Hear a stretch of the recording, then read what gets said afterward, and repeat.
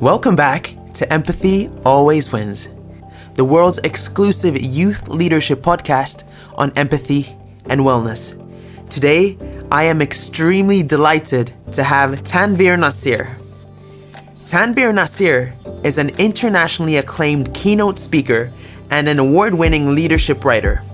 He is the founder and CEO of Tanveer Naseer Leadership, a leadership corporate training and consulting firm that works with executives and managers to help them develop practical leadership and team-building competencies to drive organizational growth and development.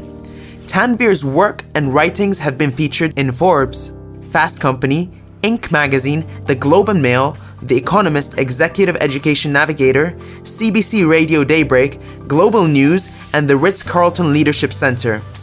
Tanveer is the recipient of several awards and recognitions as one of the world's top thinkers in the leadership sphere, including being recognized by Inc. magazine as one of the top 100 leadership and management experts.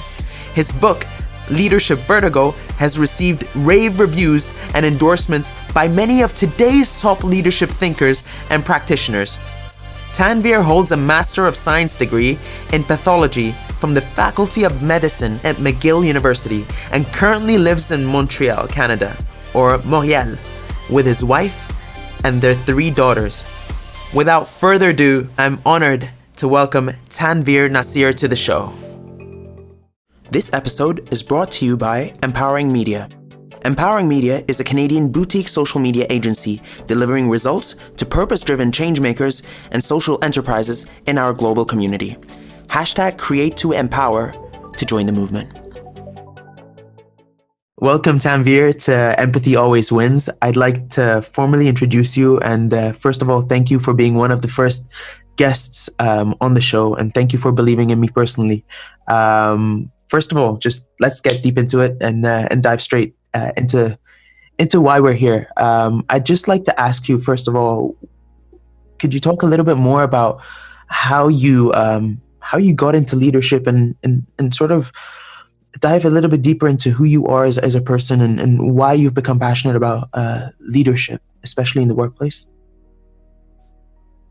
Sure. It's actually interesting. It's an idea that I've actually only recently, or I say the last couple of years, actually thought of, because at a keynote that I gave a few years ago, during the Q&A, someone asked me the question, I'm curious to know how you got started. Like, what was it that got you into this, to your very question, what got you into this field and what drove your interest to pursue this? And so I realized that I had never been asked this question. It was one of the first times where I'm like, I have to think about the answer. And so I decided to pivot to answering it right away by asking people, what do you think my background is, right? Just shout out what you think. And most people are saying, MBA, probably did a business degree somewhere, probably worked in some corporate environment and so forth. And so I was smiling as everyone was shouting out these different types of answers. And I said, I guess then a lot of you are going to be surprised to hear that my background is actually that of a pathologist. Wow. And then the people's eyes just went, what? Right? And I said, yeah, I graduated from the Faculty of Medicine at McGill University in pathology. And yeah. Wow. And I said, so everyone's like, well, I don't get, how did we, like, this is like a plot twist I did not see coming. Oh my God. Where are they going? Where are the writers going with this? I don't understand. I did not see this happen. And so I went on to explain how, I then went on and said, it gets better, folks. So after doing that for a bit, where basically I was working on helping to diagnose patients, whether their cancer treatment was working, whether that biopsy was actually cancerous or not, I actually went to the other end of the life cycle, where here in Montreal, one of our hospitals, we set up our first in vitro fertilization clinic. And I worked as a clinical embryologist treating patients for infertility. And so I said I enjoyed doing that for a while, because my wife, when she would bring me to her office parties, and I'd be just standing in a corner, and because I didn't know anyone, to come up to me, I'm going to go talk to that guy. He looks friendly. And then we start chit-chatting, and they say, so what do you do for a living? And I just look them straight in the eye, deadpan. I make babies for a living.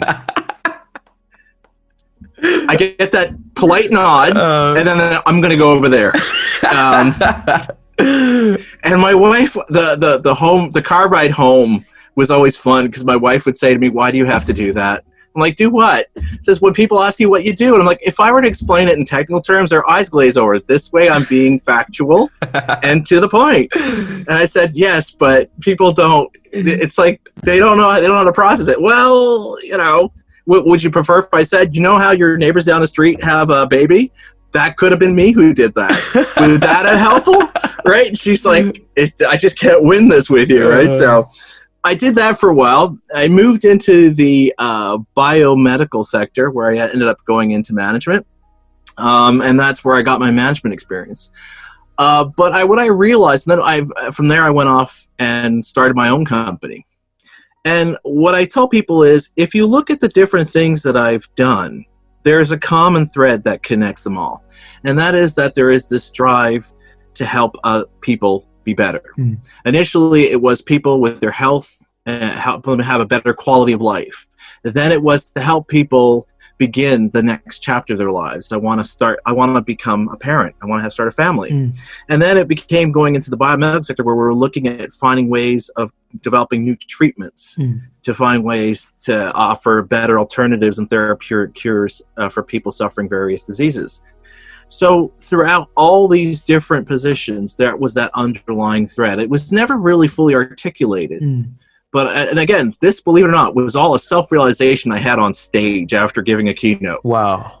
And I said to them, I'm beginning to realize that that's it. That's the connection, because I had been talking in that talk about finding your purpose. And I said, I realized in sharing this story with you that this is the thread. I've always been driven by this innate desire to want to help people be better. Wow. And that's what I think helping people with leadership is all about.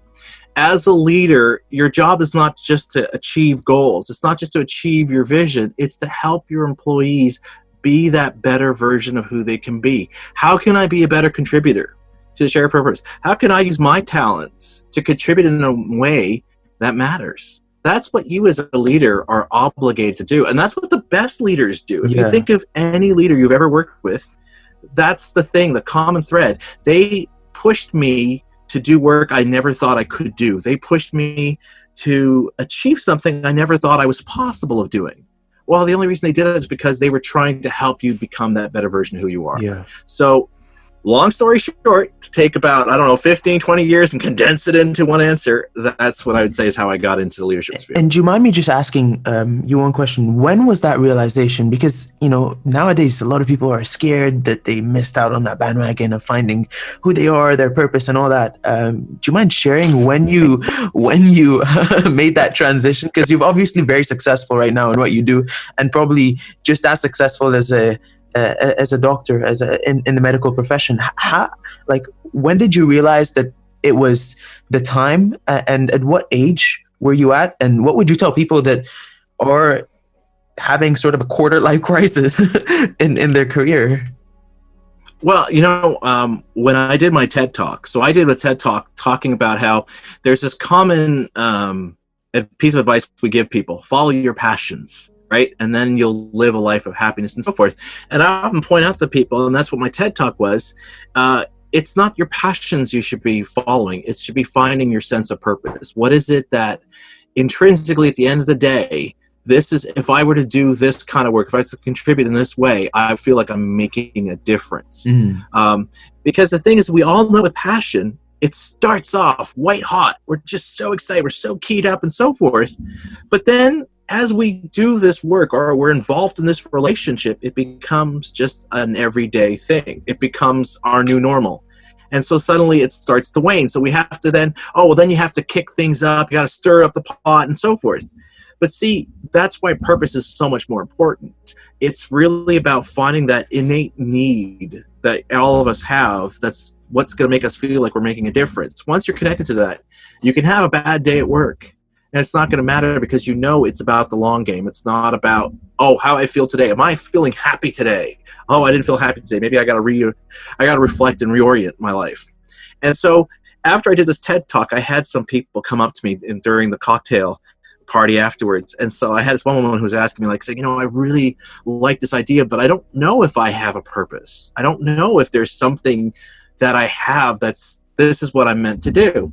So I said, well, okay, can I ask you some questions? And she goes, okay, sure. So I said, do you remember like a job you did where you really enjoyed it and so forth? Like, it was like, oh my God, you were like, it was probably a lot of work, but it's still like you felt like you had to deliver your best.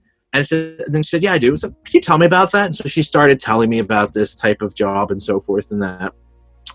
And then I said, can you tell me about a time you worked for like your favorite boss, what that work was like and so forth. And so she says, oh, this is a person, they challenged me, they pushed me. Oh, really? So what were they pushing you to do and so forth? And so I said, I was having to do this, I was having to do that and such and so forth. Okay. And so now what are you doing? And then she started describing what she does now. And already she saw there was a smile breaking out of my face. And then she looks at me and goes, what? And I looked at her husband, and I could see he was kind of like, wait a minute. Like, I could see he was seeing the pieces. He just didn't know how to connect them, right? And I said to her, I think you just explained to me why you're not feeling that great right now, and you're not sure if you have purpose, because it sounds to me very much like what you're doing right now is not what you're supposed to be doing. And she goes, what do you mean?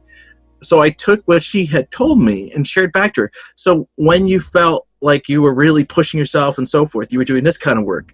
And then when you're working for that boss you really enjoy, you were doing this kind of work. Both these kinds of work involve this kind of contribution, this kind of effort. But see, now you're doing this, which is not at all related to it. Wow. So if you were me, I would say that your dream job, the one that I know, if I were to offer you, hey, I know this guy, I just met him, and he has a job, and it's to do this type of work, and I described it, okay? Would that be the kind of job you would want to do? Her husband was grinning. Wow. Because he's like, oh, I could see in his face. And I looked, I saw her look. She was like incredulous. So I pointed to her husband and says, judging by the look on your husband's face, I could tell that's your dream job, isn't it? And he's like, then he starts nodding, like, how the heck? Like, as if I was like, I'm David Blaine. I did a magic trick, and they're trying to figure out how did I just levitate in front of them. Wow. And she's like, I don't understand. How did you know? And I said, I didn't know. You just told me. Wow. So I just listened to you, and you gave me the answer. And so she's like, so I basically need, and then she repeated back, a job where I get to do this. I said, that's what you told me. And then her husband goes, you're good, right? It's like, 'cause I'm not good. It's just, I listened to your wife, and she just told me this. Yeah. And the best compliment I got was they had to leave. And as they're leaving, her husband goes, damn, I was really hoping to ask him if he could help me. Wow. Oh, so he felt jilted because his wife got it figured out right there. And it was like a 5-10 minute conversation. Wow. And he was like, I was going to ask him, hey, do me. Oh my. By the way, we're gonna link the TED Talk to this to the show notes below for the listeners out there that are curious to hear that. So I would just say, I know a lot of people, we tend to tie it to where we are in our lives, right? Did we just graduate university? Are we halfway through our career? Something like that. And we have to realize that it has nothing to do with that. It's not about our age. It's not about where we are in this point in our lives. It's really about understanding that it's making the time to evaluate what it is that we want to do, what is it that we want to accomplish, what's going to make us feel like we're taking those innate skills, that unique value proposition that's unique to us, and how are we going to contribute it? And that's a question we can ask ourselves at any point in time. We just have to make that effort. Yeah, and it's never too late with seeing how far you've come. So thank you for sharing that, Tanveer. How about that? We're going to shift gears right now and dive deep into your book, Leadership Vertigo, Why Even the Best Leaders Go Off Course and How They Can Get Back on Track. You know, as soon as I set my sights on the book, there was one thing that really intrigued me, and I'll throw that out. The term leadership vertigo. Can you explain the intention behind the book and the message? The term is a very intriguing term. What do you mean by leadership vertigo? I'd like to pick your brain on that. Oh, it's perfect. I think it's going to fit very well to our conversation. Leadership vertigo essentially refers to this gap that exists between how a leader views their leadership and how their employees experience it. Okay, it refers to these moments where as a leader, we'll convince ourselves, and I've seen this so many times over my course of my career in helping work with leaders in Canada and the United States address the problems they're having in the organization. Leaders will get convinced I'm providing the right resources, I'm providing the right conditions to ensure my employees can get the work done, can achieve our goals. And yet if you talk to their employees, that is not at all their experience. It's not all experience. And so that's why there's this disconnect, because we convince ourselves. We read these articles, and I've had leaders say to me where, they'll say, I've read these articles about how it's important to communicate and ask lots of questions, and I do that a lot. And then you go in and talk to their directors and so forth and say, the guy basically monologues 90% of the meeting. And when he asks a question, it's, all right, so we all good? We know what we want to do? Okay, great. Thanks, everyone. Great meeting. And then they leave. It's like, you got what you asked the questions for the answers you needed, but you didn't give us an opportunity to ask the questions to get the answers we needed. Right? Right. And so this is what this whole notion of leadership vertigo is about. It's about those times where as leaders, we convince ourselves, no. I read this article on Inc. I read this blog Tanveer really put out. Yeah, I'm totally doing that. But then if we go talk to our employees, they say, no, that's not at all our experience. And again, I always tell people, like, look, this is why a lot of times when we hear about how there's always these surveys that show a majority of employees will leave an organization not because of the work, but because of their boss. Right? Yeah. And yes, there are some bad bosses out there. God knows I've had a couple of them. I have a couple of horror stories of bad bosses. But there's also those bosses that are not necessarily intentionally trying to be bad. They're not just like, oh, you're just there to do my bidding so I can get stuff off my day. They are trying to look at this as a collaborative process, but the way they're going about doing that is not in a way that's really making it a collaborative effort. They really are being a little myopic in their frame of view of how they view their role and how they're viewing our interactions. And so this is what we were talking about when we talk about leadership vertigo. Yeah, I mean, that makes a lot of sense, especially with young leaders entering the workforce. And I personally struggled with that at a major bank here in Canada. There's a lot of gaps that sometimes could be because of the generational differences and our misconceptions. I know before the show we spoke a lot about the preconceived notions between different generations. So with that being said, what's one thing you would want young leaders entering the workforce to take away from leadership vertigo? I think it's important that you always be asking questions, open-ended questions especially, okay? So not what we call confirming questions. Like the one I just gave, is everyone clear what we need to do? That a better question would be to ask, what concerns do people have about this process? What are the challenges that you see in the next few days, next few weeks that we might be facing? And then once they give you these are the things I'm worried about, don't answer with a solution. Answer with another question. So this looks like a potential problem. First of all, you can get consensus. Does everyone agree this could be a major issue? Okay, so what can we do to meet it on? Since we see it coming, we can anticipate. Unlike those ones where we can't anticipate, what could we do? What should we maybe change in our approach right now that could address it? Or what should we add to this plan so that when these problems come up, we have the resources, we have the efforts into place? And again, you're putting it back to your employees to kind of see where they're going with this, because again, they're the ones that are going to be employing this process, this plan, whatever. So they're going to be looking at from what they have available. So I would say that's the key thing, is to always be asking more open-ended questions than confirming questions where you're basically trying to confirm what you already know or believe to be true.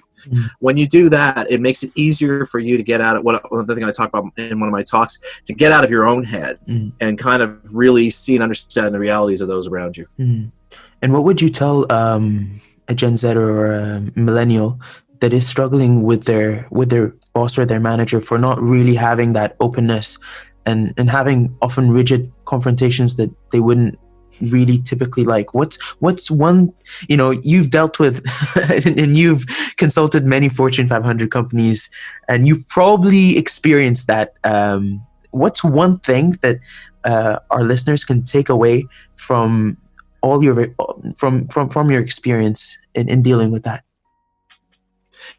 Ali, if I ever had what's the question you get asked most often? Yeah. It's some variation of that. I have a boss and they're not doing this, and so how can I get them to change? Yeah. Right? That's essentially the thing.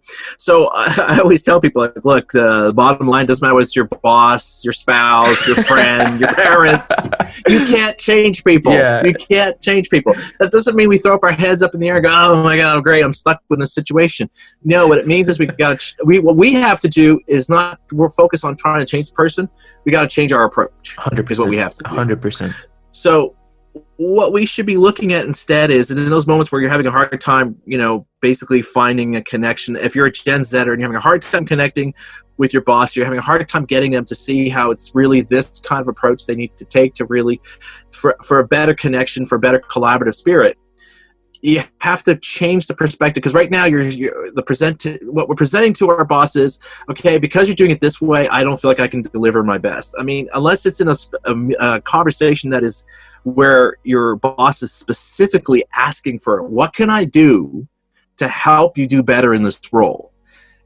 Unless they're asking that question genuinely and not asking it just because they're looking for you to say, oh, you're a great boss, I really enjoy what you're doing. They're just kind of they're fishing for a compliment, okay? We've all had bosses like that. If they're really being genuine about it, then you can bring it up there. But if you don't have those conversations, which often when people ask me this question, I know they don't, which is why they have this problem, we have to pivot it and recognize that they're seeing things from their point of view. Again, this is a leader that's experiencing leadership vertigo. They think they're providing what's necessary, and they don't understand why you're having problems.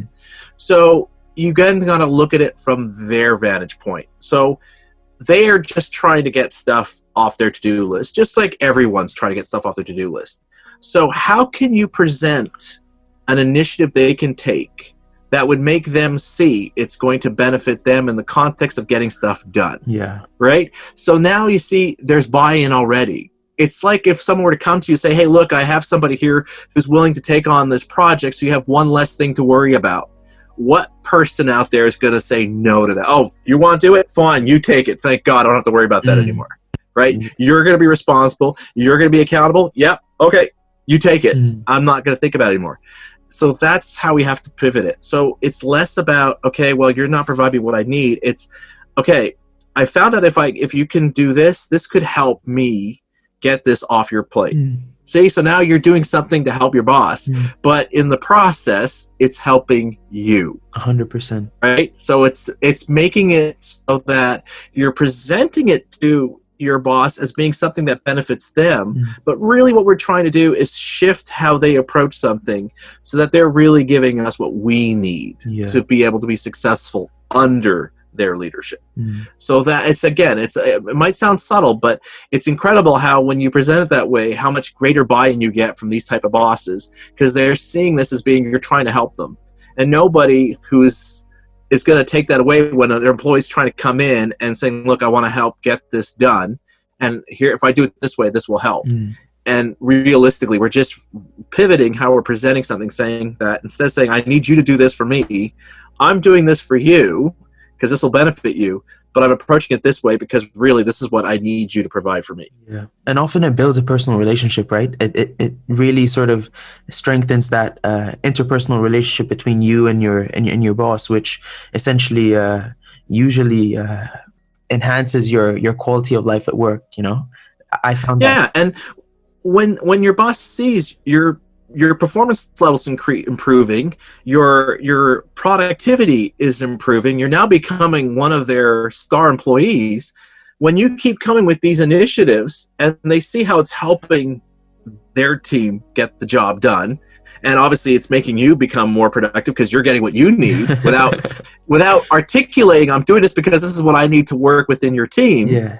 Well, they're going to be more open to every time you come forward with these type of initiatives because it's helping them look good, 100%. right? So you're obviously changing the dynamic, but you're taking the initiative. Yeah. And so on the show, we talk about empathy a lot. The show is called Empathy Always Wins. And typically I ask our guests one question on empathy. So our question for you today is, do you believe empathy is a winning characteristic or trait in successful leadership styles in the workplace of today and over the next decade? Absolutely. In fact, it's there's a chapter in my book where Leadership Vertigo, where we talk about how having a greater sense of empathy and actually more importantly, more specifically, compassion is critical for us to overcome this gap or narrow this gap that I refer to as being leadership vertigo between how we view our leadership and how we experience it. I mean, we have to recognize how, thanks to technological advances, the main thing that's going to allow one company to succeed over their competition is no longer their processes, it's no longer their supply chain. It really comes down to their people, the people they have in their team, the people they have in their organization. So we're now going from a technology-driven workplace to one that's more people-driven. And it's hard to have a successful people-driven organization if you have a lack of empathy. Because what empathy is about, and I think that's one of the things I always notice when I bring this up with leaders, it's changed over the last 10 years. When I first brought this up 10 years ago, it was always like, it's too touchy-feely. There's no KPIs, there's no metrics, there's nothing I can put on a spreadsheet for me to measure this, so I don't want to deal with this. I think that over the last decade, there's been a greater acceptance of the importance of this. Typically, it tends to be packaged around conversations around emotional intelligence. But I think it's become clear that if you really want to get the best out of your employees, you have to show a greater sense of empathy. But to understand that empathy means not that, I now have to listen to what my employees are telling me, and now I have to do something.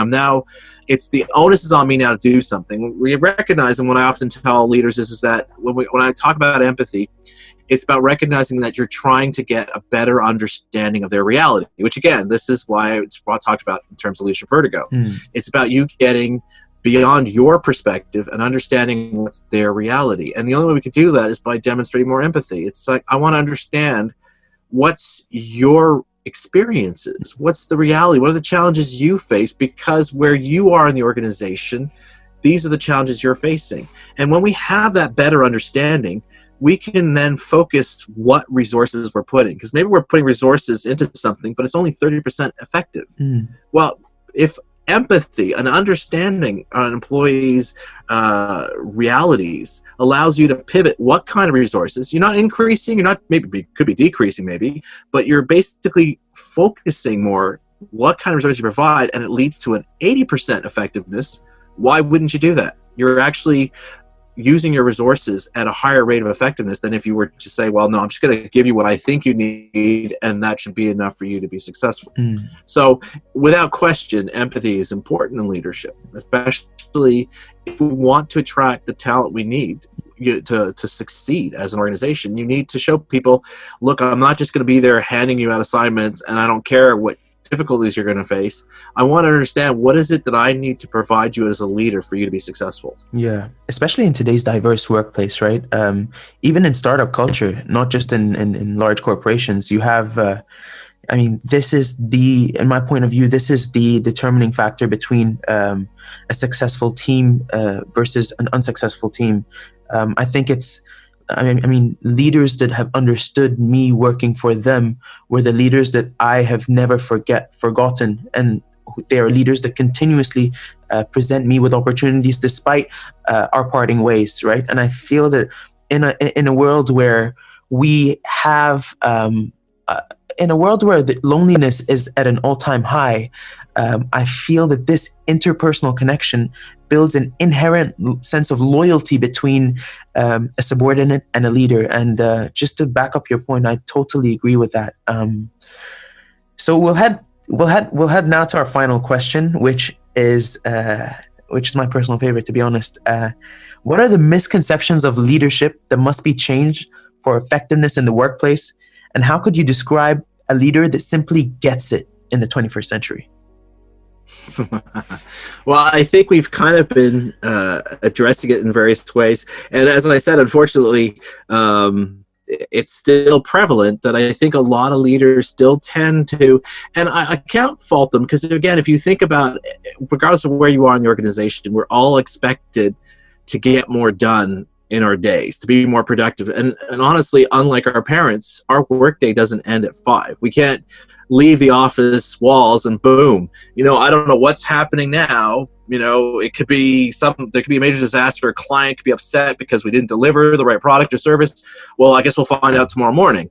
That's unheard of. In our reality, you never leave work, right? Work follows you because it's on your smartphone. It's in every connection you have. You get a text message from your boss on a Friday night or a Saturday morning. You're constantly on. So I think because of the nature of that environment, I think the problem we have with a lot of leaders is that there can be this myopic focus on what is it that I need from my employees, from my staff, for me to get the various things that are on my plate done so I can just breathe. And because of that focus on I just need you to supply this report. I just need you to get this presentation done. I need you to answer that email from this client. I need you to contact so-and-so and find out what's the holdup on getting us not being able to finish shipping out the rest of our product and so forth. Because of that focus on our getting stuff done, we're tuning out the needs of our employees. We're not connecting with them. What is it the kind of work I need to provide my employees to stretch them, right? They started in this position. Okay, you've been in this position for about a year or two. Are you still stretching? Are you still growing? Because I need you to become what you were doing a year, 2 years ago. I don't want you to keep doing it. I want you to do more. So how do I challenge you in a way that doesn't just benefit me because I need somebody to do this. I need you to feel challenged to do something you want to do because I know you're going to deliver your best in doing that new work. So I think that's the big challenge that we have with leaders right now. And I think the leader of the 21st century is one who's going to get that. That to get that, your goal is not to say, I have to find people who have a certain skill set, who have a certain background, because I can bring them in, I can assign them part A of project X, and then that's done. I just assign it to them. But really realize that your goal is, in essence, to create a community, for a lack of a better word. One where you're corralling people around a common vision, a common purpose, something that people say, I want to be a part of this. I want to make this my life's ambition. And because I know I can contribute in a manner that will help this move forward. Now, I might not stay with this organization like my parents did for 20, 30 years. I might only be here for 3 years. But in those 3 years that I'm here, I'm going to help build a foundation. I'm going to help build the first level, the first stage that others will come on when I leave and continue to build on, so that whatever successes you have in the future, it's because I was there to help build the foundation for it. And I can go off and use what I've learned to join another company that's already got the foundation and say, okay, I now want to build on the next tier, the next level. So I think that's what a leader in the 21st century is going to be, somebody who understands, I don't need to have people to come in here to help me get certain tasks done. I want to create a vision and create opportunities for people to say, I want to be a part of this. I want to contribute because where I am in my life, this is the kind of work I need to do to feel like I'm making a difference. And then knowing that after a point, okay, I fulfilled that objective, and now I need to pivot to something different to continue to build on what it is that I see as my value. And I'm going to go off and do that somewhere else with another leader who's going to say, oh, yes, come join our vision, come join our community of what we're trying to achieve here in our organization. So I think leaders are going to be less task-oriented and more community builders. And essentially, leaders will work for their subordinates instead of the other way around, right? I think that... Absolutely. I think it's the recognition that you're there to empower your employees to bring their best, because without them, what are you accomplishing? I mean, all the accomplishments any leader has created has only come about because they had people around them who believed in that vision and said, you know what, I want to help make that a reality. And I mean, if you don't believe me, take Winston Churchill, take Nelson Mandela, take Martin Luther King.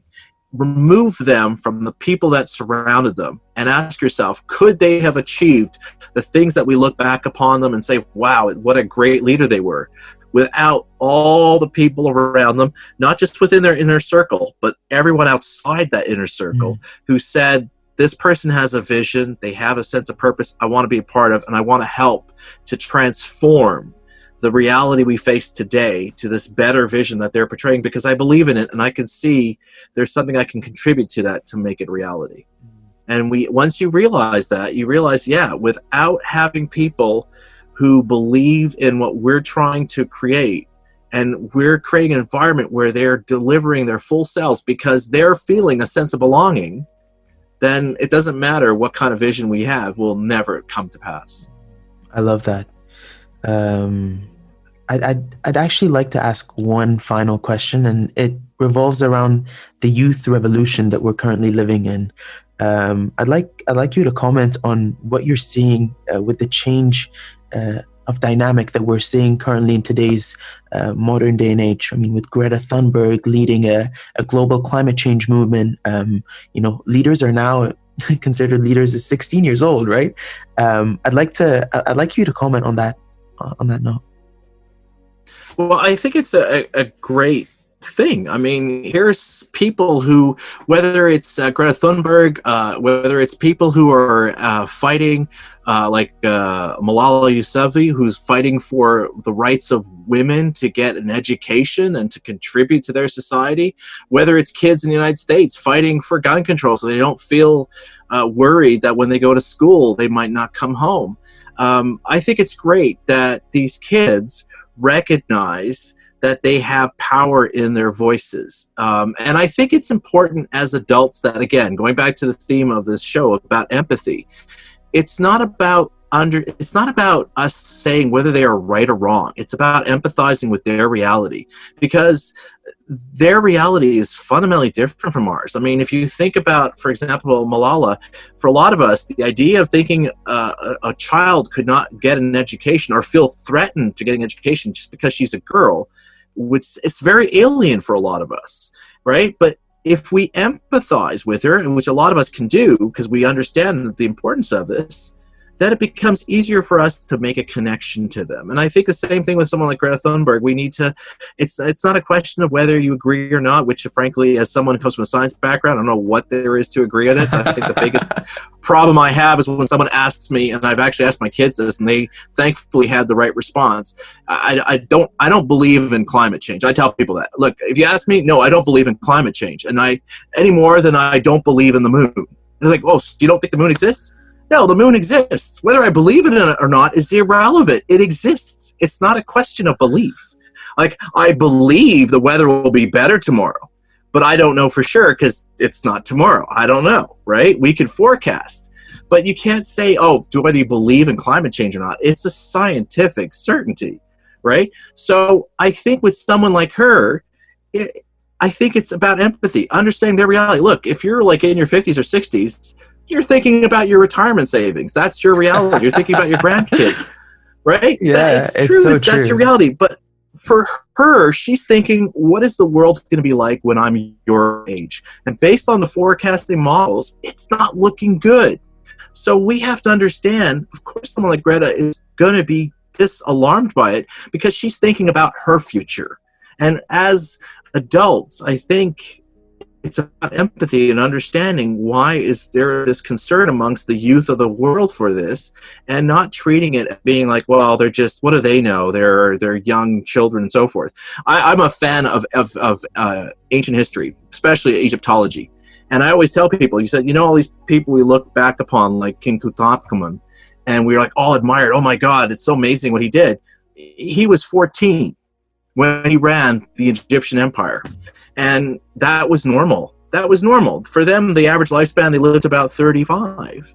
So for them to take the throne at 14 was normal. I mean, and it's true of ancient, even old European history. A lot of their kings and so forth were kings at 16. And it was normal. Right? It was normal. It's only from our modern lens that we think a 16-year-old doesn't have anything of importance to say. Yeah. And I think that's a lack of empathy. I think if you empathize and basically saying, I want to understand your reality, it makes it easier for us to have genuine conversations as opposed to having this divisive conversations where it's a binary. I'm right, you're wrong, and that's it. There's no in between. First of all, I loved how you brought Egyptology. I am from Egypt personally, so that kind of like struck. Well, there you go. That hit me off guard, and yeah, and with all that you're saying, I couldn't agree more. I mean, to me, for me, I'm personally a mental health ambassador. And 20 years ago, 2010, the World Health Organization said by 2020, depression would be the leading cause of disability. And it's no surprise it is currently right now. And we are having major conversations in mental health. And whether we believe what's going to happen in the future or not, I think the message is extremely powerful and understanding others' concern, because once we understand, we can reach to better conclusions and we can really figure solutions out instead of headbutting one another and causing unnecessary conflict, whether that be through religious conflict, whether that be through, you know, political conflict or conflict between governments, or just social conflict. I think that empathy, as the show's theme really points out, I really wanted to bring the fact that when we understand one another, we can connect on a deeper level and therefore win a much more better quality life for ourselves and for others, first and foremost. So right now we're gonna head into what I call the entertaining segment of the show. We have 3 segments. We're gonna start with the fireball segment, and it's gonna be 1 minute where I'm gonna be firing questions right at you, and I hope we don't catch you off guard. It's my favorite part of the show personally. And then we'll head on to the reflection, then the legacy segment, whereby I'll be asking you one question based on a reflection and one question based on a legacy that you'd like to leave. So with that being said, I'm just gonna adjust my timer for 1 minute, and we'll be set to go. Perfect. Are you ready? I'm ready. All right. What's your biggest fear? Oh boy. Biggest fear? I'd say probably not living up to my potential of what I could do to help others. Favorite sport? Be a good dad. Favorite sport? Hockey. Favorite color? Favorite color? You know what? I'm gonna go with brown. Let's go with brown. Favorite quote? Oh boy, favorite quote. Oh God. Oh God. Oh, I don't know. Proudest achievement. Sorry, I'm blanking. Proudest achievement. Proudest achievement? Easy. Being a dad. Favorite motivational speaker? Down. Favorite motivational speaker? Nelson Mandela. If you could be one thing in the world, what would you be? You know what? I'd say astronaut. I'd love to see Earth from space. So yeah, an astronaut. Your favorite book? Oh, timer went off. Favorite book? Oh, well, too bad. I wouldn't know what to say for that. I really wouldn't know. I tried to think. I don't know. Leadership Vertigo. There's so many books. No, I couldn't say that. It's a good book, but I don't know if I call it my favorite. I'm joking. My publisher will not be happy about that. Now, like this is why I love this part of the show, right? We sort of dive in a little bit deeper, and I think that at the root core of empathy is really understanding that we're human beings, and when we can sort of go a little bit deeper beyond the surface, I really appreciate the fact that, you know, we can laugh, have a joke, and still understand that people, no matter who you may think, whether that person may be an NBA player or a boss, at the end of the day, we're human beings and we are approachable. So when we figure things out about people that we may really look up to, it sort of breaks this inner barrier of seeing them in another higher place that we can't ever reach. And that's really the purpose that I put in the Fireball segment.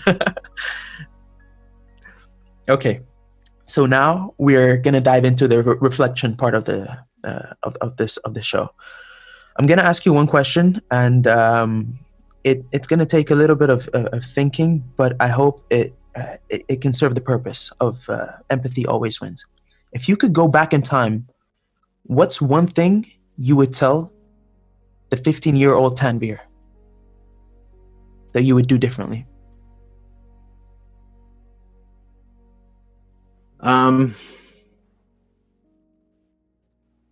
Oh boy, that's a good question.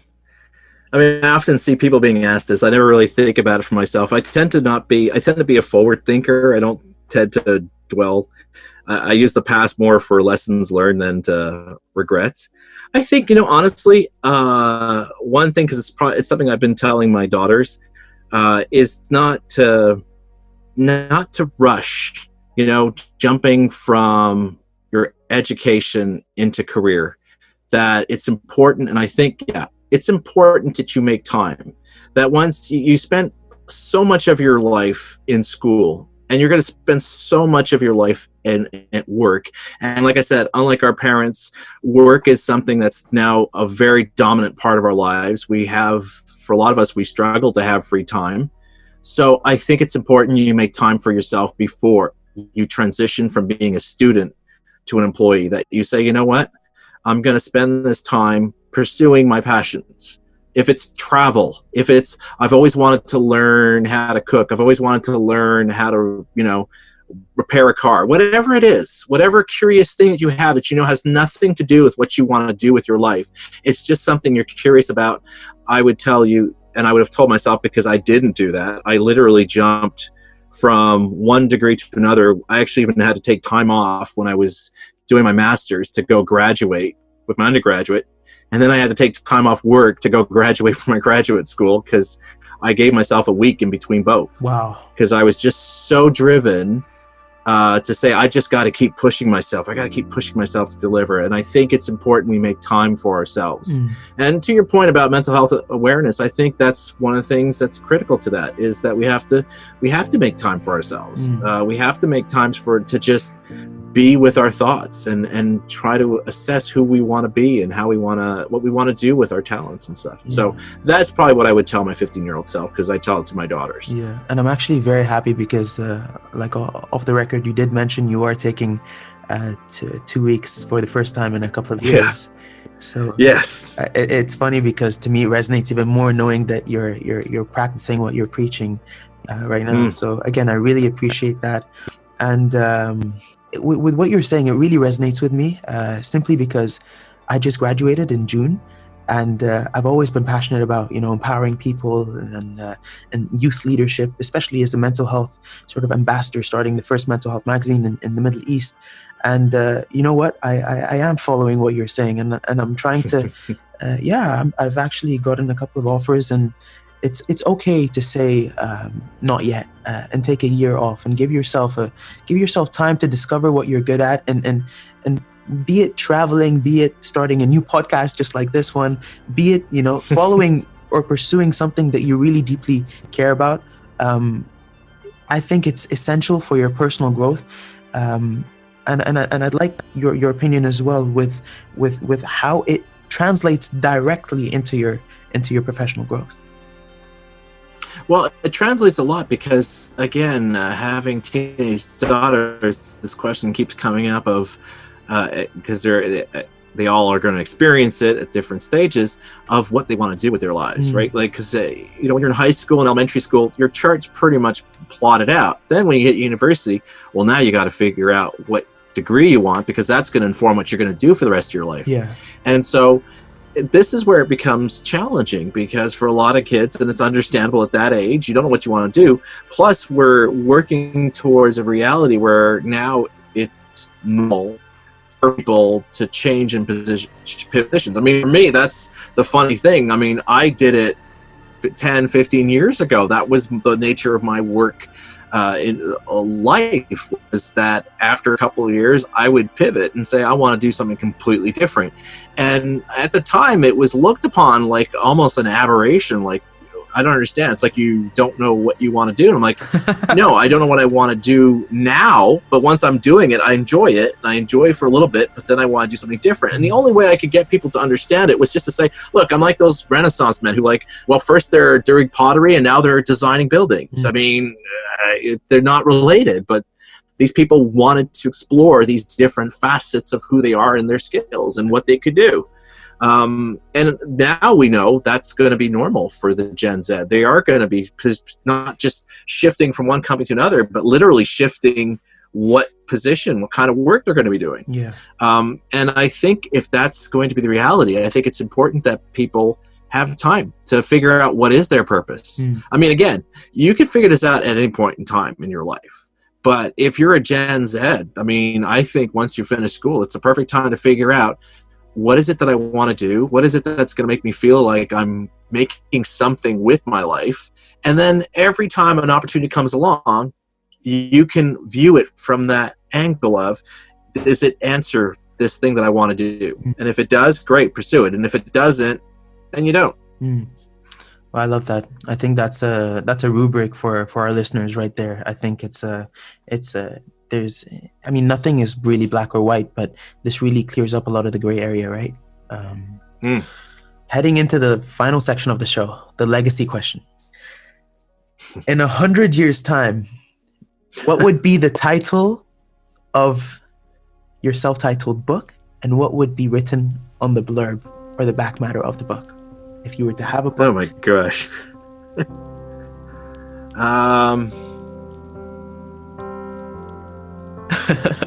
I'm trying to think. Oh yeah. I'm trying not to be. It's hard, man, because you don't want to sound self. Go for it. Go for it. I don't know. The title would be "Living a Life of Purpose."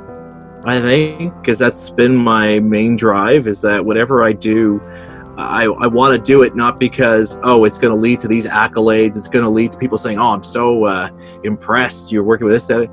My drive is that. And then I think the blurb would be that I was driven to want to do something with my life where I was making a difference in the small little wedge of the pie, slice of pie that is our humanity. For the little part that I have influence or that I am responsible for, that I was driven to use whatever God-given talents, skills, insights I have to make a difference, to improve the lives of others. I love that. And I also think you're very humble. I think you're very humble because I think I'm going to write your book. Yeah, you might have to write it because I don't know. I mean, these are great questions. I'm not, no discredit to you, but it's just like, I don't know. I mean, I've never really thought. It's like the biggest compliment, and I think the biggest thing that makes me feel like, okay, good, I'm glad that I was successful, is when people say, I felt inspired to go change something about myself, to realize my full potential. I think when I hear that, I feel like, okay, I did something worthwhile. And I helped. Again, going back to what I said at the beginning when you asked me about how I started, that's the thread. And again, it's the craziest thing for people who think like, well, how do I find that out?